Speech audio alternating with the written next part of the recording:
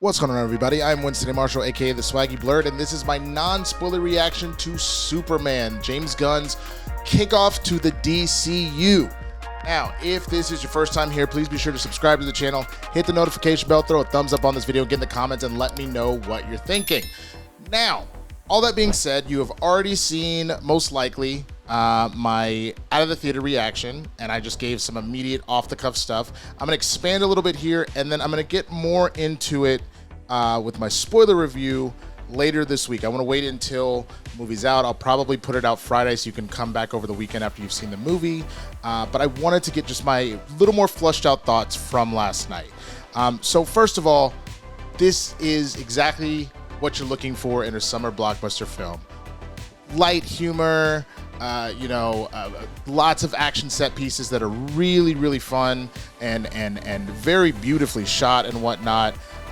There is a sequence specifically that I'll save talking about in the spoiler review, but of a secondary character who mimics a previous secondary character from one of Gunn's previous films. When you know, you'll see it. But all that being said, I think that, first of all, the casting in this was spot on. I think that James Gunn did an absolutely excellent job in finding David Corenswet. He really fits into that ability of being both Clark and Superman. He's got the right build, the height, just the way that he kind of carries himself and whatnot. And there was good direction by Gunn and acting by Corenswet to really make Clark be a little bit more off balance in public and things like that. Now, I've already seen people kind of giving a lot of guff about how they feel that Superman was a little too goofy or too much of a buffoon or things like that.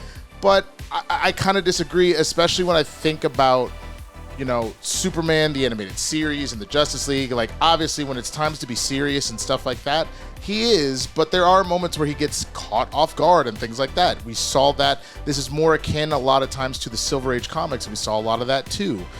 So I liked being able to see the balance, because the truth of the matter is, overall, he always has it together. And you can notice that throughout the film. The only thing you ever see really kind of throw him off is when he has a crisis of character. There is a particular moment, we'll talk about it again in the spoiler review, where the origin of Superman changes. Not by a lot, but there is like a very specific thing that happens, and I'm very curious if this is going to get revisited at some point, because I don't feel like it's ever, how to handle it is addressed, but what it is specifically isn't addressed. And again, I don't want to spoil this for you, so I'm going to kind of leave it at that. But it does set a different kind of tone of how to do things. What it speaks to specifically is the idea of what's more important, the message or what you take away from the message. Let me say that much. For those that have seen the movie, you know what I'm talking about. And it was a very interesting choice to do that. As a comic book fan, as a movie fan, and knowing the lore of Superman, it definitely threw me off balance. I thought that this particular message was going to be something along the lines of like the way that, we have a lot of discussions now about deepfakes and AI.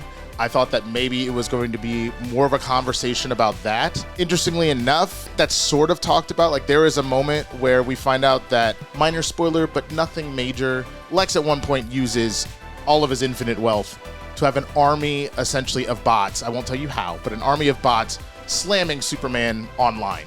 And it's messing with his psyche. Like, the main thing that Lex always does to Superman, because most of the time he does not have the means to physically outmatch him, he's always messing with his head. And so that's kind of something that's approached here in the movie. So I thought we were gonna have more of a talk about online discourse, what that does to people that are in the spotlight, things like that. And we talked about it a little bit, but we didn't go through it entirely. So a lot of like grander concept ideas that were kind of thrown around.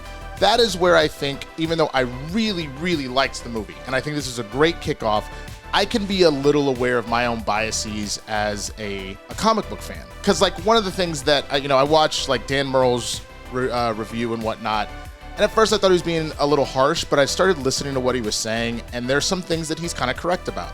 There are a lot of characters in this film. They are fantastic. But because we decided to introduce so many characters at the same time, you don't always get the ability to sink in with a lot of people. I would say the only characters that you really get to sink in with to some extent are Mr. Terrific, Lex, not as much, but a decent amount, Lois, and Jimmy a little bit. But like Perry's around, we get like 2 or 3 scenes with Perry at most. The rest of the people at the planet, we get like little quips here and there. We don't get a lot of time with one of the villains, the engineer. We don't get a lot of time with Ultraman. We find out where Ultraman is coming from, but we don't really get a lot there. We don't necessarily dive super deep into the Justice Gang. We get to know who they are. Like, we can tell from their personalities, but we don't get to see kind of where are they coming from and things like that. Hell, even Maxwell Lord, who sponsors them, we don't get to see a lot of that too. So I think that is the only downside of introducing that much. But I think what the point that James Gunn was making, which is why it's not enough to lower it for me, but it is something that I'm aware of. It is very clear that specifically what James Gunn wanted to focus on is he wanted to look at the idea, both A, I said this very famously, you see I'm actually wearing a Superman shirt this time, because I pissed off the last Superman. I see it's laundry day. But my comment in that interview was this idea of it's more important to see what Superman should do instead of what Superman can do. I worded it a lot better in the interview. Instead of worrying about what Superman can do, they worry about what Superman should do. That's the focus on what should he morally do. That is what James Gunn is kind of focusing on here. Superman is the most powerful, as he mentions at the opening crawl, Superman is the most powerful metahuman, and therefore most powerful being on the planet. So there's a point at which most of the time you're not, again, going to be able to physically outmatch him. So when his back is against the wall, when it feels like everything is kind of falling apart, what does he do and how does he go about doing it? There is a really great scene where you get to see the Justice Gang fighting a kaiju, and Superman gets there and he's doing everything he can to protect the creature. He's like, we don't know what it is. We don't know where it's from. We shouldn't hurt it. Whereas the Justice Gang is like, nah, bro, we smacking this dude up. And it automatically shows the difference of what Superman is trying to be in a world full of cynicism, in a world full of violence, in a world full of everyone kind of looking out for themselves. So I think the reason why so many characters are kind of stuffed in there, I think it's meant to be the rubric that helps test his mental fortitude. And the idea that Superman specifically is tied to his relationships. That's what keeps him human, is his relationship. So that's why we get to see him interact with so many different key characters, not only to build the universe, but to really ask that philosophical question. So for me, that is one of the things that kind of anchors it, where there's a lot of criticism of like, man, there's too much going on here. That's one of the things that really keeps it there. I think the other major thing that James Gunn does, I can't stop laughing at the idea of like, oh, Superman super woke. Is Superman super woke? He's from Uganda. And there's a love scene with Batman and Robin. You know what it says on his cape? MS-13. First of all, Superman has always been an immigrant from another planet. So this isn't a new take on anything. This is something he has always been. And then the other thing that's always very interesting is that you have a conflict happening in another part of the world where you have one country invading another country, one country having a lot more means and being an ally to the US, another country being with a lot less means and things like that. And Superman just wanted to stop violence. That's funny. My actions? I stopped a war. In effect, you illegally entered a country. You seemingly acting as a representative of the United States. I wasn't representing anybody except for me and doing good. I would question myself in the same situation and consider the consequences. People were going to die. But then you get into the conversation of like, what does it mean as far as interfering with stuff, the geopolitics of things like that? If you have power, is it bad to abuse it? Or is it considered abuse, even if you do something morally right, based upon how the world works? There's just a lot of really philosophical things happening in the movie that, to me, when you couple it with the set pieces, that to me is true art.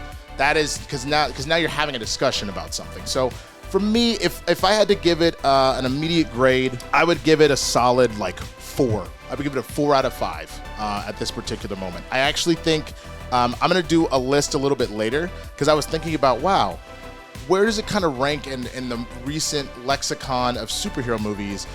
And originally I had said I would go back to 2023, but I might go back to the end of Endgame. We'll throw Far From Home in there too. So essentially everything Far From Home forward as far as superhero movies. So that would be, I want to say 2020, something like that. And I'm just including movies. I'm going to do a list a little bit later down the line. I want to wait until Fantastic Four is over and then I'll do that. But we'll have a discussion about where I kind of rank this movie. But yeah, I give it a solid 4. Again, I think the cast is stellar. I love the choices that James Gunn made. And again, I think the idea of taking a look at what humanity is, taking a look at what kindness is, taking a look at, looking out for your neighbor and hope, having some hope. There's a really powerful moment you've seen in the trailer where the little kid is holding up the Superman flag when he's in trouble. That is what this is about, is having hope and things like that. And hopefully having those friends or those leaders or whoever or a hero that can come and save you. Somebody save me. That was cheesy. Okay, so with that, man, thank you so much for watching. If this is your first time here, like I mentioned before, please be sure to subscribe to the channel, hit the notification bell, throw a thumbs up on this video. Also, shout out to the score. The score was very good. You can also check me out later today. I'm dropping this on Wednesday, July 9th. You can check me out later today. I'm doing a stream, 6 p.m. Pacific time. I'll be here until I get tired. We'll do a blurred breakdown at the beginning, talk about some of the pop culture news that's going on. We'll have some chats and discussions. We'll do a little, let's play together, all that good stuff like we did on Monday. So thank you so much for that. Keep an eye out on Friday. There will be an update to my memberships as well as my Patreon, so you can check those out as well, and the fun tiers that'll be there. Spoiler review, like I said, on Friday. Capes and Cows with Christian Harloff and Coy, also on Friday. And then just keep coming on back, man. Keep coming on back. I appreciate the support. With that, I'm going to get out of here. Check out one of these other 2 videos that you see right here on the screen, and I'll see you a little bit later today, yo. Peace.